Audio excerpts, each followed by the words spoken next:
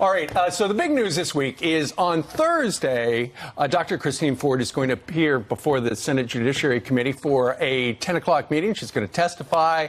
But before we get to that, the New Yorker and Ronan Farrow has got and it's on the cover. Here's the other paper in New York, a new Kavanaugh sex shocker.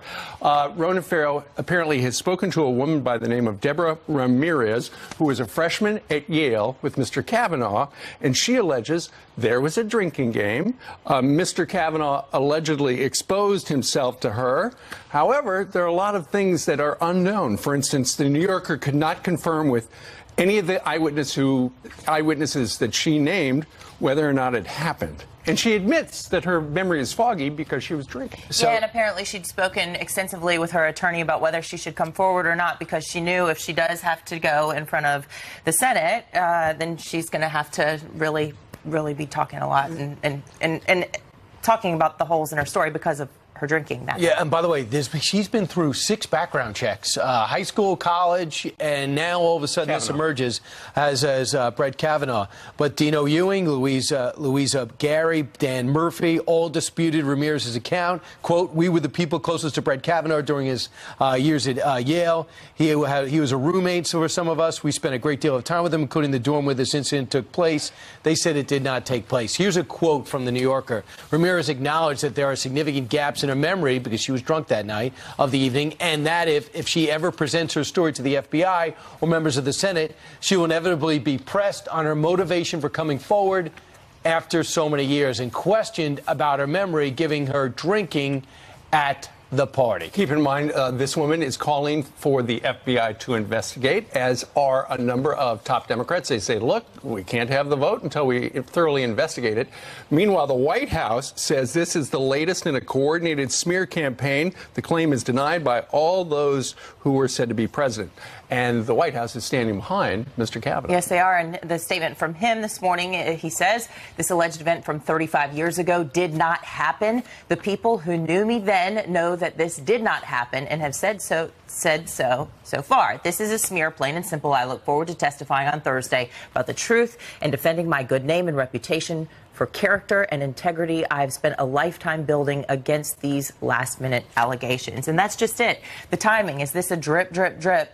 Come up by the Democrats, trying to delay everything until the midterm elections and really fire up their base, saying Republicans are bullies, although Republicans are the ones saying we want to hear from Mrs. Ford. Well, it sounds like we're going to hear from somebody else, too, because in addition to Dr. Ford, who's going to testify on Thursday, and then you've got the second woman, Ms. Ramirez, Michael Avenatti, Stormy Daniels' lawyer, says that he has credible information about Mr. Kavanaugh and Mark Judge, who he was classmates back in high school.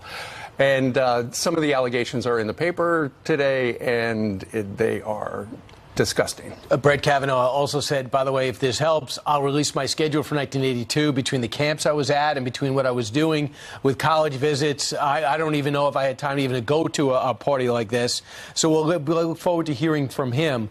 James Roach was a roommate with Kavanaugh at the time of the alleged incident and is now the CEO of a software company. Says, quote, "Debbie and I became close friends shortly after we both arrived at Yale. She stood out as being exceptionally honest and gentle. I cannot imagine her making it up."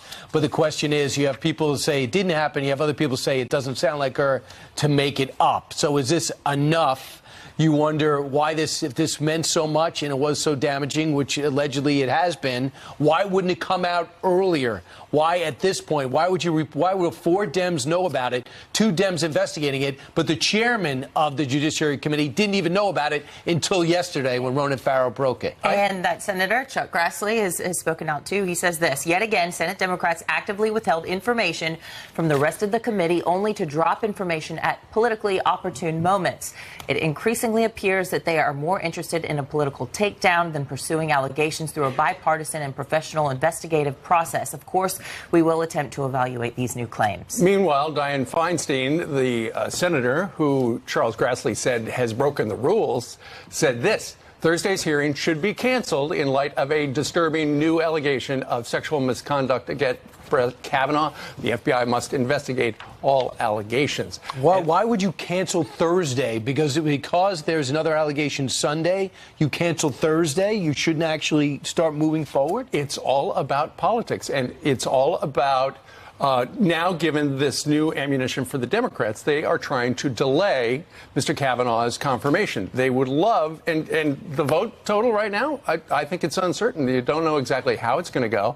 But ultimately, what the Democrats would like to see is it pushed so far past the midterms, then they would perhaps have at least control of one of the houses of Congress, and it would change the dynamic completely. But not the Senate. I mean, if they lose the Senate, whether they win or lose the Senate, it wouldn't matter what's happening in the House. Their hope is the Democrats would be so motivated by the opportunity to maybe have the majority in the Judiciary Committee that they would get the vote and turn the Senate. We had some new information over the weekend that Dr. Ford had added a new attorney to her lineup, who was Andrew McCabe's the first accuser. Bromwich, the first accuser, and adding to a list of attorneys already that have connections to being anti-Trumpers resistors. Okay, so you've got Senator Mazie Hirono, who has been front and center during these allegations, and listen to what she says about what's going on right now. I put his denial in the context of everything that I know about him in terms of how he approaches his cases. As I said, his credibility is already very questionable in my mind. When I say that he's very outcome-driven, he has an ideological agenda. It's very outcome-driven, and I can sit here and talk to you about some of the cases that exemplifies his, in my view, inability to be fair. Okay, fine. That's an interesting prospect. I just should point out, too, if we are going to, it's hard to easily get confused, but now, on the first accuser, 4 people have come out that evidently at the party and said they have no recollection of Dr. Ford's account on their side. So right, and according to the Ronan Farrow story, it doesn't sound like there's any of the eyewitnesses who were at this alleged party. Does that matter? I would think it matters a lot. Yeah, you would think so. Friends, if you are having a hard time going, who's this name and that name, it's a lot to keep up with. FoxNews.com has a really good breakdown. Don't change the channel. Stay on with us, but you can follow along there. Ultimately, Chris Christie, who used to be a federal prosecutor, he has looked at what's going on right now, the political dynamic, which is happening at the same time they're trying to confirm this guy, and had an observation that a lot of people are making. Listen to this. No matter what happens here, Judge Kavanaugh, after these proceedings, isn't going to jail. But you are taking his career. And the idea that this guy could, in fact, go back to the Court of Appeals and continue to serve after this if he were not confirmed, I think is really unlikely. I think that's a great point. And all these accusations, whether they're 100% right or 100% wrong, they would have been 100% valid when he was in the Circuit Court of Appeals. It would have been 100% valid when he was on the short list to take the Gorsuch seat. 100% valid was he was on the short list to do this thing. But it seems like after all the hearings and 30 hours of hearings and weeks of debates, then this comes up after it's done in the fall, right before the midterm election. It's impossible to look at this case, I would think, and not think timing matters. Well, or, let's bring in Andrew McCarthy, former U.S. Assistant Attorney for the Southern District of New York. He's also a contributing editor at National Review and a Fox News contributor. Andy, Dianne Feinstein sat on Dr. Ford's letter for 2 months. Why? To delay. This is all about delay. It's basically about 2 things, Steve. It's about delaying this as long as they can. Notice that Senator Feinstein is the one today saying put off the hearing on Thursday. The whole idea is to take these allegations, which wouldn't even get into court. I want to say they'd be laughed out of court. They're so thin. In fact, you wouldn't even come into court with anything like this.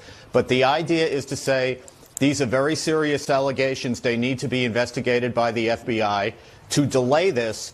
And the other very important thing here is the message is to every single conservative that if you try to crash our party, this is what we're going to do to you. Right now, as they see it, this is about the ideological bent of the Supreme Court, maybe for the next generation, and they are going to fight this tooth and nail to prevent Kavanaugh from being in that seat. I'm all for fighting, but I'm all for justification and a legal fight. My question to you is, Andy, when they do these background checks, would high school chicanery or like this come up? Would college drinking come up? Should this have come out already? Even before Don McGahn told the president, I think this is somebody who belongs on the short list. Why did all this survive the scrutiny up until last week? Well, Brian, it's important to remember these allegations, even if there was a lot more evidence for them than there is, are not prosecutable. The purpose of a background investigation is not to develop evidence to prosecute someone. It's to note for the record that these incidents are out there, to talk to important witnesses, and to let the Senate weigh this information as it exercises its constitutional advice and consent function. The idea here is not to do what the Democrats are suggesting, which is to do a criminal investigation. What we have here is one of the most qualified nominees who's ever been up for one of these seats, who's actually written 300 appellate opinions in a dozen years on what many regard as the second most important court on the United States. They have more than enough information to decide whether he's qualified to fill this seat or not. I want to get your legal take on this as well, something Brian alluded to just a moment ago. A headline from the New York Times says Kavanaugh to give Senate calendars from 1982 to back up the denial. Legally, how will that hold up? Well, it's as valuable as virtually anything else here. I mean, if it turns out that he kept the calendar entries in real time, it actually would be more valuable evidence than people who were trying to search through the mists of time for their memories of things that happened between 30 and 40 years ago. Andy, let me ask you about the political dynamic. I've heard the name of one Republican senator who's kind of leaning toward a no on this particular thing. So I think you can say his confirmation might be up in the air at this point. But if he were voted down, what does this do for the Democrats going into the election? What does it do for the Republicans going into the election? Because you would think it would motivate Republicans in a big way. But then again, by the same token, it would happen for the Democrats. Well, it certainly would motivate both sides, Steve. But I think the thing here is the Democrats are already very motivated to come out and vote against President Trump's side. The Republicans are the ones that we've been worried are moribund in a midterm election. But remember, President Trump would not be President Trump if it weren't for Antonin Scalia's seat on the Supreme Court. That's what motivated a lot of Republicans to come out and support President Trump, even under circumstances where a lot of them weren't all that enthusiastic about President Trump. So I think, you know, I'm not a political expert, but to my mind, seeing what happened 2 years ago, this can only help the Republicans. And real quick, before we move on to another important topic, your thoughts about going forward. We thought we were going to have a hearing on Thursday and then maybe a vote on Friday or Monday of next week. Now with one, maybe two more accusers and things had to be investigated, what does the timeline look like to you? Brian, the more delay there is, the more delay there will be. There should have been a vote on this last Thursday. There is more than enough information at this point for the better and worse to cast a vote on this nominee. As Steve mentioned a second ago, what we're dealing with is a very, very thin margin in the Senate. So for that reason, Senator Grassley is understandably proceeding with caution. But the problem is, if he allows this delay to take hold with this idea that no matter how thinly supported a serious allegation is, that's a basis for more investigation and more delay. We're never going to see this guy get a vote. So just forge ahead. Meanwhile, the New York Times talks about this. Rod Rosenstein, you remember, suggested the 25th Amendment, wearing a wire. He said he was being sarcastic when former Deputy Director of the FBI, Andy McCabe, suggested that to him because even though he only had the job for a couple of days, he thought Trump should be tossed out. So we don't know where that's going, but we know this. When Geraldo got a radio show, he got the president on and he asked him about this. Listen. It's a very sad state of affairs when something like that can happen. We are looking at it, and it is, he was hired by Jeff Sessions. I was not involved in that process because, they go out and they get their own deputies and the people that work in the department, and Jeff Sessions hired him. So he's blaming Jeff Sessions for all this. Yeah, I'm very sorry to hear the president say that. Put on your big boy pants. He's a Trump nominee. And the problem here is he's always been a guy who cultivated his good relationship with the Democrats. He thought when he wrote this memo, which was used to oust Comey, that people were going to be cheering and applauding that. He was taken aback by the blowback from that. And he's been trying to get into their good graces or back into their good graces ever since. He did it by talking about the 25th Amendment. He did it by talking about wiretapping the president. And he did it by appointing a special counsel under circumstances where there was no legal basis to do that. But the president's right. He did. It wasn't his pick. He doesn't even know him. He doesn't know anybody. He's a business guy. He's counting on people to put people in their position that are going to do a good job and not try to kiss up to one party or the other. No, I don't buy it. You either, you're the president or you're not. He's the guy. He's the main guy. He appointed these guys. He's a Trump nominee, and it's his administration. Stop blaming everybody else. All right. Andy McCarthy joining us from his remote location. Andy, thank you very much. Have a great week. Thanks a lot.